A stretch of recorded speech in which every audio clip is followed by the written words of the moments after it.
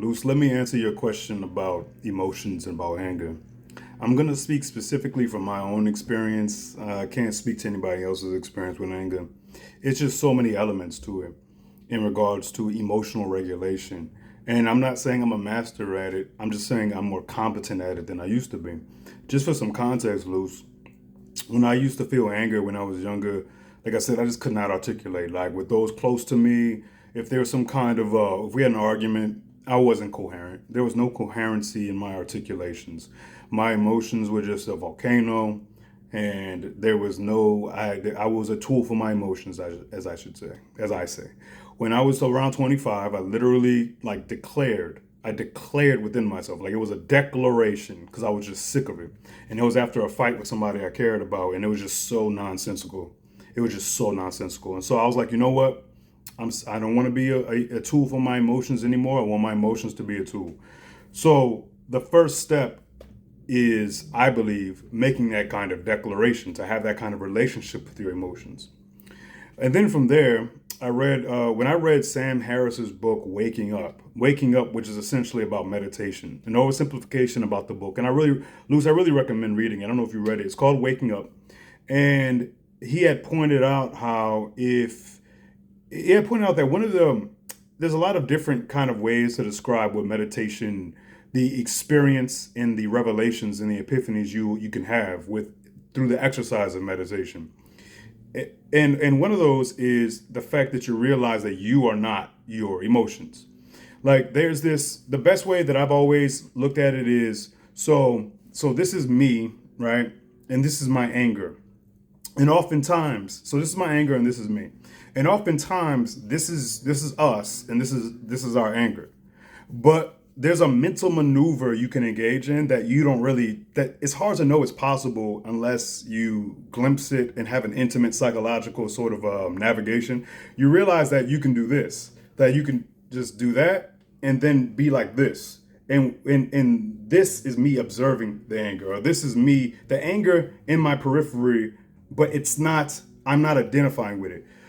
What I'm trying to say is what that made me realize is that I am not necessarily my sadness. I am not necessarily my fear. Like when one acquires fat upon their body, many people say I'm fat, right? We say I'm fat or they're fat.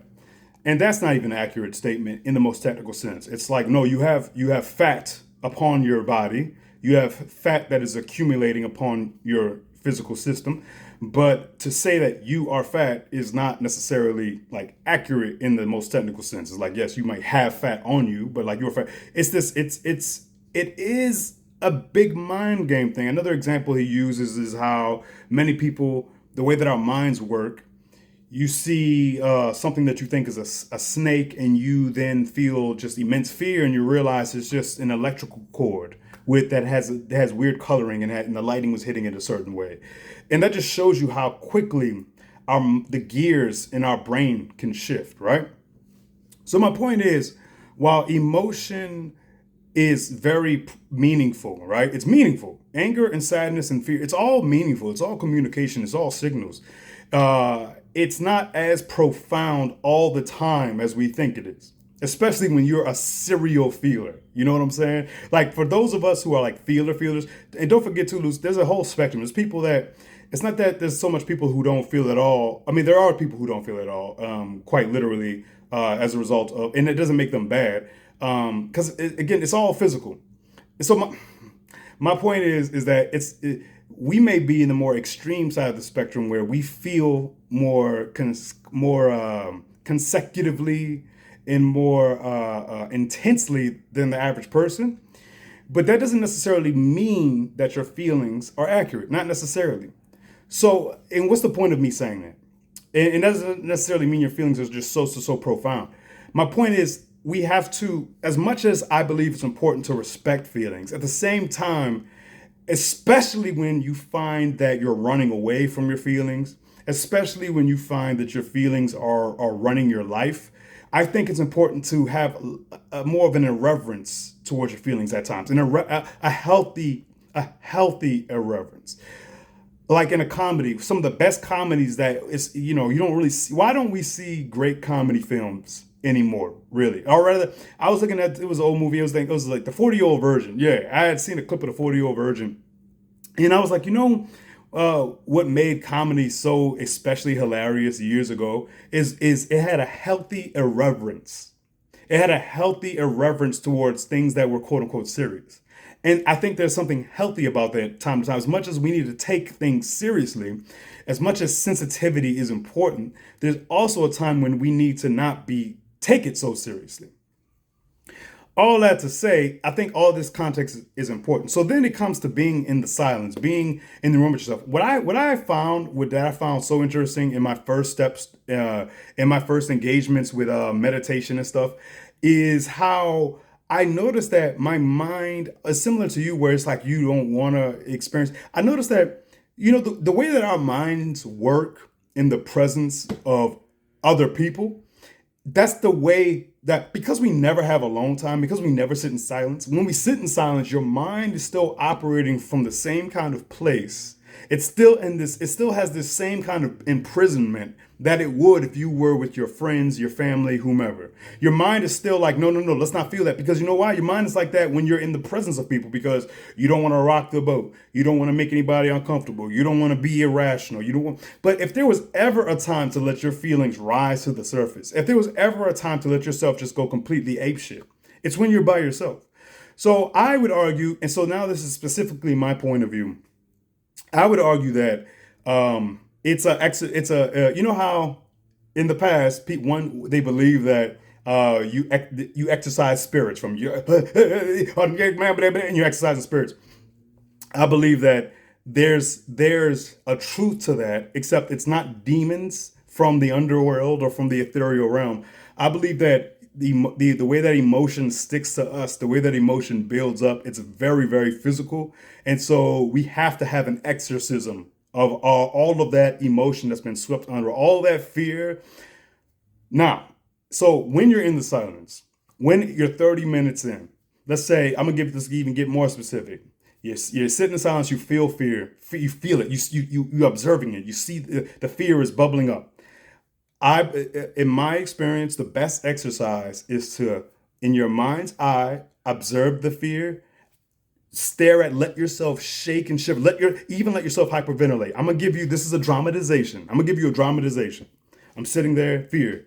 I'm in my mind. I'm like, I see you. I'm looking in my mind, with my mind's eye. I'm looking right at the fear. I'm looking at it, and the fear is not me. I'm looking at my anger. The anger is not me. It's just this. Since it's a feeling, it's this energy. So I'm looking at it. I'm experiencing, and then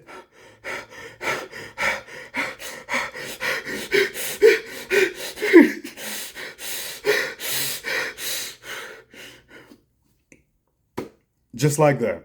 And it might last longer than that. It might be shorter than that. It might be more serious than that. It might be like, it might be all of that. But it's an exercise of the emotion. It's the exercise of that. Felt great just now too. That hyperventilation felt great. So at my most not, this is so important, Luce. I hate that I always get to the best parts at the end. The reason why I was able to experience this too and I do believe this has been extremely valuable to me, and it's priceless to me, this experience and this ability and this familiarity and this process is priceless. It's literally priceless to me. I think one of the main reasons is because I would look at it non-judgmentally. When I'm talking about, it's all happening non-judgmentally. When the fear is there, I'm not saying fear you're good or fear you're bad. I'm just saying you're there.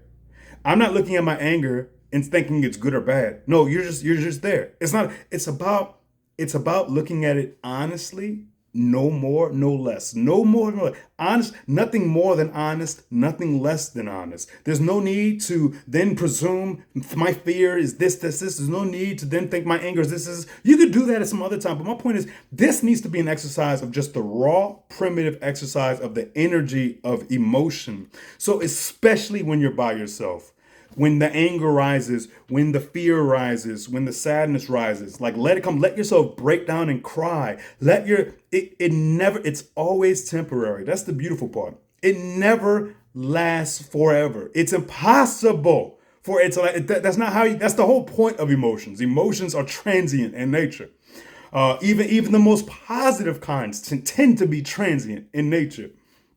And it doesn't, and again, it's all good. I don't think emotions are not the star of the show. Emotions should not be the things, and feelings should not be the things running our life. Feelings are a form of communication. Feelings are a signal. Feelings are a lot of things, but feelings should not be feared. You know what I'm saying? The feelings should not be avoided. And also, a lot of people, what they think that their inclination is to push it down, right? To be like, no, I'm pushing. I'm telling you, that is not good for you. No, not only is it not good for your system, I think that it's just like anything else, where like it's like the law of energetic emotion. It's not really gone. It's just hiding. It's not really gone. It's just stuck somewhere else in your system, like to get all woo woo on you, you know? And I find that to be true. I find that at the height of my best meditative exercises, in my experience, I'll have the fear or anger release, and then it'll the image of what I'm being angry towards, or what that anger was linked to, pops up in my mind. I'm like, oh, I didn't even know I was still holding on to that. Like, oh, I didn't even know this was still affecting me. You know what I'm saying? And it's all a process, and it's an exercise. I can't stress enough that it's an exercise, because it's exhausting, it's fatiguing, it's tiresome, it's hard, it's very very hard. But if there was ever a time to let yourself feel, it's when you're by yourself alone, and you have to give yourself permission. That's the other part of it. Because we don't give ourselves permission, we're constantly like restricting ourselves in the presence of the world. Again, don't just you cannot let forget how that transfers over to even when you are completely by yourself. You're still restricting yourself. That's the when you're not restricting yourself. That's when you need to say no. Anything goes. Full permissions, non-judgmental. Let it let it all be. Give it up. Give it all. I'm gonna say something blasphemous here, but give it all up to the God of physics. And what I mean by the God of physics, it's all just physics. It's all just energy. And I can't stress enough that this is easier said than done. And I know that a lot of our lives, the way that it is, and a lot of the ways our is structured, I just know it's easier said than done. And like the only downside to what I'm talking about for me is that when you go through this process and you become better at emotional perception, emotional literacy, emotional understanding, I find that in a way you get aggravated by people, or me anyway. I become more sensitive to the fact, I become more aware. It becomes more obvious that everybody's like full of shit and running away from themselves, and not letting themselves feel. And it becomes like very glaring. That's the only problem. It's just this, it's that thing of once you see it, it's hard to unsee. And then you see it in other people, you start to be like, ah, damn, man. Like so this is all just because you're running away from yourself. Like the way that I was running away from myself. You're running away from your feelings the way that I was running away from my feelings. You're not processing your emotions the way that I wasn't processing my emotions. And so that's just the bottom line. And then it's kind of like, especially when it's somebody you care about and somebody close to you, because then it's like, man, it's like, I can't do it for you. You know what I'm saying? It's like I cannot do it for you. It's all, and by the way, Lewis, also the other aspect to this is having these kind of conversations all the time. I had with my brother from another, Anthony. We talk about this kind of stuff, or like we've talked about it so much to where now it's just a part of our normal conversation, in the sense that like it just is what it is. Like we'll get angry about shit on the phone with each other, very very easy. I mean, not even towards each other, just about general things, because we're not stigmatizing anger. And that being said, in the presence of other people, what will we do? We're gonna be we'll be the gentleman. We'll be the respectful. We're not. I'm not interested in taking my anger out on some stranger, taking my anger out on somebody. But in the presence of those that really understand what the deal is with emotions, there shouldn't be those kind of restrictions. And especially when you're by yourself, there shouldn't be those kind of restrictions. I digress. I hope something in that helped you. Bless you.